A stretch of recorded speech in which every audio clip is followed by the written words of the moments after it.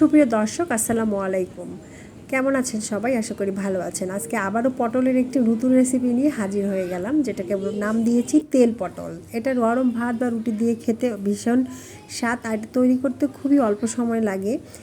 সকালে পরোটা দিয়েও এটা আপনারা খেতে পারবেন। এটা সকালের নাস্তা পরোটা দিয়েও আপনারা খেতে পারেন। খেতে কিন্তু ভীষণ মজা। মেহমান আসলে পোলাওয়ের সাথেও এটি আপনারা পরিবেশন করতে পারেন। পোলাওয়ের সাথেও এটি কি ভালো লাগে খেতে, ভীষণ স্বাদ। তো এটা তৈরি করার জন্য বেশি কিছু লাগবে না। জাস্ট আমি এখানে পটল নিয়ে নিয়েছি।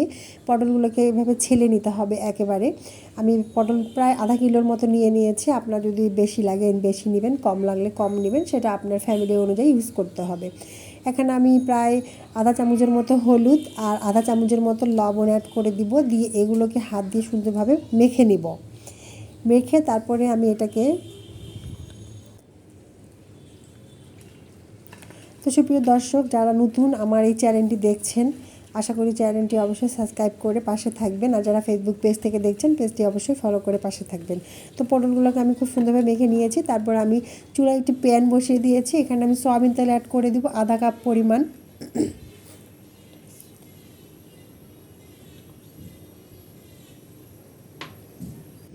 তেলটি গরম হয়ে গেলে আমি পটলগুলোকে প্রথমে সবগুলো পটল আমি এক এক করে অ্যাড করে দিব। তবে আপনারা চাইলে এটা সরিষার তেল দিয়েও করতে পারেন। সরিষার তেল দিয়ে খেতেও ভালো লাগে, কিন্তু আমার ফ্যামিলিতে সরিষার তেলটা নাকি তাদের কাছে গন্ধ লাগে, তাই আমি এটা সয়াবিন তেল দিয়ে করেছি। পটলগুলো দেখুন প্রায় কালার চেঞ্জ হয়ে আসবে। হালকাভাবে ভেজে নিতে হবে। প্রায় 90% পটলই আমার চুলায় সিদ্ধ হয়ে যাবে।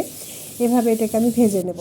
তো এটা ভেজে নেওয়া হয়ে গেলে আমি এখান থেকে পটলগুলোকে অন্য একটি প্লেটে সার্ভ করে নেব। পটলগুলোকে তুলে নেব। ঠিক এভাবে তেলগুলো আমার থেকে যাবে, পটলগুলোকে আমি তুলে নেব।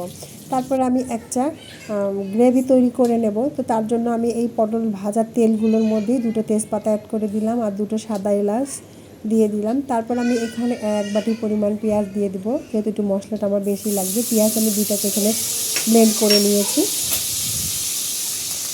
এখানে আমি দিয়ে দিব প্রায় 1 চামচ পরিমাণ রসুন বাটা। রসুনের বাটাটা অল্প দিতে হবে, তা না হলে একটা গন্ধ আসে। আর দিয়ে দিচ্ছি 1 চামচ পরিমাণ আদা বাটা। দিয়ে দেব শুকনো মরিচ ও হলুদের গুঁড়া। ঝালটা কম বেশি আপনারা যেভাবে খান সেভাবে ইউজ করতে পারবেন। তারপর আমি এখানে অ্যাড করে দিব প্রায় আধা চামচ লবণ। লবণের পরিমাণটা একটু কম দিব, যেহেতু পটলে আমি লবণটা মেখে নিয়েছিলাম। সবগুলোকে আমি এখন খুব সুন্দরভাবে কষে নিব। মশলাগুলোকে হালকা প্রথমে তেলে ভেজে নেব। তারপর আমি এখানে আধা কাপ পরিমাণ পানি অ্যাড করে আবারও মশলাটাকে খুব সুন্দরভাবে কষিয়ে নেব। যেহেতু আমি এখানে আর কোনো পানি অ্যাড করব না, আমার পটলগুলো অলওয়েজ সিদ্ধই হয়ে গিয়েছে অলরেডি। তো এই দেখুন মশলাটা কেমন কালার চেঞ্জ করে দিয়েছে। এরপর আমি ওই ভাজা পটলগুলো এখানে অ্যাড করে দেব। পটলগুলো যখন আমার দিয়ে দেওয়া হবে, আমি আবারও খুব ভালোভাবে জাস্ট নেড়ে চেড়ে রেসিপিটি নামিয়ে নেব। আর কোনো ঝামেলা নেই, এখানে কোনো পানি এক্সট্রাভাবে অ্যাড করতে হবে না, যেহেতু পটলটা আমার বাটা ছিল। তো রেসিপিটি কেমন লাগলো, যদি ভালো লাগে অবশ্যই জানাবেন। আল্লাহ হাফেজ।